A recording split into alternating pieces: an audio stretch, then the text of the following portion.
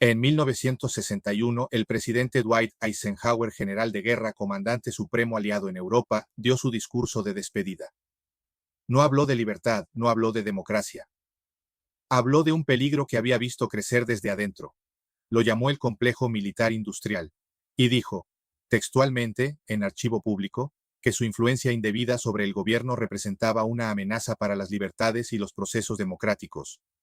60 años después, los archivos desclasificados confirman que tenía razón. Esta es la historia de cómo la guerra se convirtió en el negocio más rentable del mundo, y de quienes en México abrieron la puerta. Estados Unidos mantiene hoy aproximadamente 750 bases militares en 80 países. Ningún imperio en la historia humana había logrado una presencia militar tan extensa. Ni Roma, ni el Imperio Británico, ni la Unión Soviética. El costo de mantener esas bases es entre 50 y 100 mil millones de dólares anuales. Solo en infraestructura, sin contar operaciones.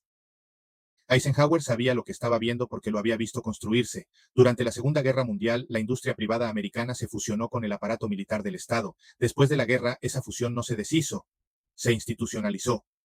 Las mismas empresas que fabricaron los tanques de la guerra siguieron fabricando, ahora con contratos permanentes del gobierno. El presupuesto de defensa nunca volvió a los niveles de preguerra. Nunca. Esa línea que nunca baja tiene un nombre técnico en economía. Se llama efecto de trinquete. El gasto sube durante la crisis y se queda arriba cuando la crisis termina. Porque para entonces ya hay demasiados empleos, demasiados contratos, demasiados congresistas con fábricas de armas en sus distritos electorales que dependen de que el presupuesto no baje. No es conspiración, es incentivo estructural. Y está documentado en los propios registros del Congreso estadounidense. El 11 de septiembre de 2001 fue la tragedia más costosa en suelo americano desde Pearl Harbor, 3.000 vidas truncadas, una nación en shock, y una oportunidad que el complejo militar industrial no iba a desperdiciar. Lo que vino después no fue solo una respuesta militar, fue la activación del sistema que Eisenhower había advertido 40 años antes. El Watson Institute de la Universidad de Brown lleva desde 2011 documentando el costo real de las guerras post-11 de septiembre. Su cifra más reciente, 8 billones de dólares gastados entre 2001 y 2022. Otras estimaciones del propio Departamento de Defensa llegan a 14 billones si se incluyen los costos de largo plazo, veteranos, intereses de deuda, operaciones encubiertas. Para ponerlo en perspectiva, el PIB completo de México en 2022 fue de 1.3 billones de dólares. Estados Unidos gastó en sus guerras el equivalente a 10 economías mexicanas. En 20 años. El Special Inspector General for Iraq Reconstruction, una oficina del propio gobierno estadounidense, documentó que entre un tercio y la mitad del gasto en Irak no fue a reconstrucción. Fue a contratistas privados. Solo Halliburton y sus subsidiarias recibieron 39.5 mil millones de dólares en contratos de Irak. El vicepresidente que firmó la autorización de invasión era Dick Cheney. El mismo Dick Cheney que había sido CEO de Halliburton de 1995 a 2000. El mismo Dick Cheney que mantenía opciones sobre acciones de Halliburton mientras era vicepresidente. Esto no es inferencia. Está documentado en el reporte del Comité Democrático de Política del Senado 2004, disponible en el archivo público del Congreso de los Estados Unidos. Pero ningún sistema de extracción funciona sin colaboración local.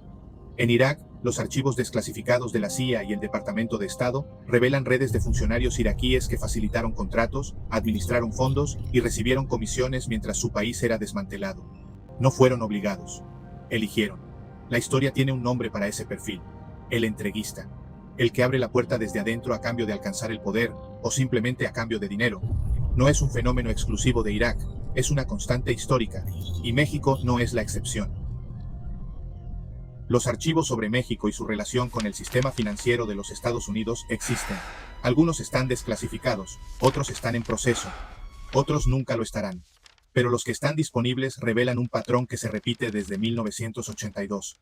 Cada vez que México enfrentó una crisis económica, llegó el FMI, llegó el Departamento del Tesoro estadounidense y llegaron las condiciones. Y siempre hubo mexicanos que firmaron. Bien vestidos, con doctorados de Harvard y Chicago, con el discurso correcto, con cuentas en el extranjero que nadie auditó. En las próximas partes de esta serie vamos a abrir ese expediente, vamos a revisar los archivos disponibles sobre Bosnia, Kosovo, Haití, Afganistán, Libia, vamos a documentar el patrón completo. Y al final vamos a hacer la pregunta que los archivos hacen inevitable. ¿Qué le hicieron a México? ¿Quiénes lo permitieron? ¿Y dónde están hoy? Eisenhower les advirtió, nadie escuchó. O tal vez sí.